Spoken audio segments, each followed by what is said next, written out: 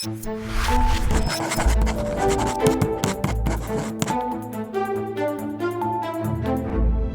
needed my own adventures, my own challenge. And after meeting with an Army recruiter, I found it. A way to prove my inner strength and maybe shatter some stereotypes along the way. I'm U.S. Army Corporal Emma Malone Lord, and I answered my calling.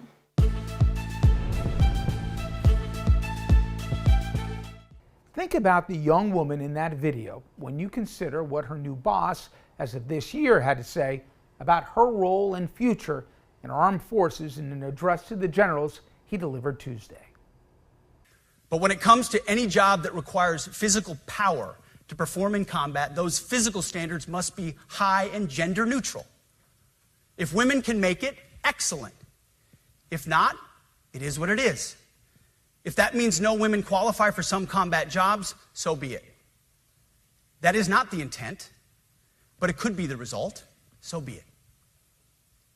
It will also mean that weak men won't qualify because we're not playing games. This is combat. This is life or death. As we all know, this is you versus an enemy hell-bent on killing you. To be an effective, lethal fighting force, you must trust that the warrior alongside you in battle is capable, truly physically capable of doing what is necessary under fire.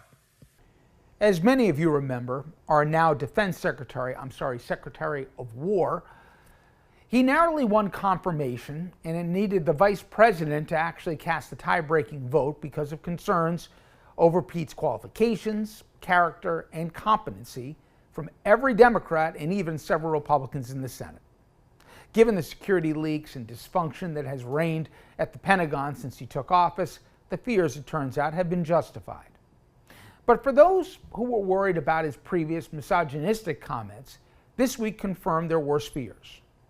Before his speech, Hegseth has already scuttled a decorated female Navy captain who is set to become the first woman to oversee Navy SEALs in a special warfare command.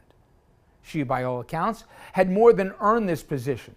The top officer in her cohort, she received a Purple Heart for her time in Iraq, and was the first female troop commander to serve with SEAL Team 6. Not one person familiar with the situation believes her promotion was DEI related, but given the unusual absence of any paper trail, it is widely believed the directive came directly from the Secretary's desk.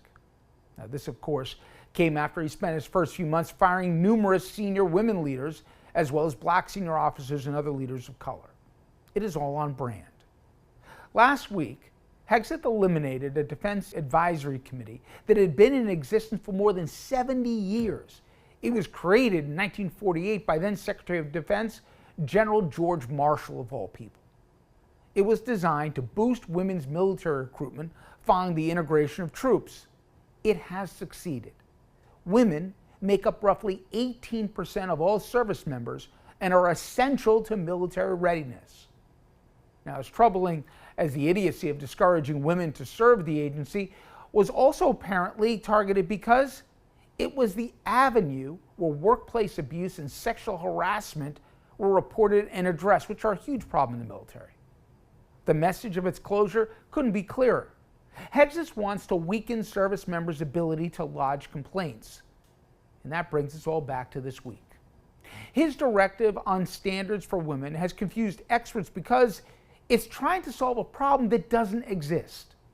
The current policy already imposes gender-neutral physical requirements for combat. Translation? The thousands of women now serving in artillery, infantry, armor, and combat engineer jobs, as well as those in special ops like Army Rangers and Green Berets, make up roughly 12% of those troops. They're already meeting the same standards as their male counterparts, period, exclamation point. So, whether he was ignorant of the realities or he just wanted to smear women as unqualified, his motives don't matter. He demeaned a population we not only need, but also demand our respect. If this is making America great, I just don't see it.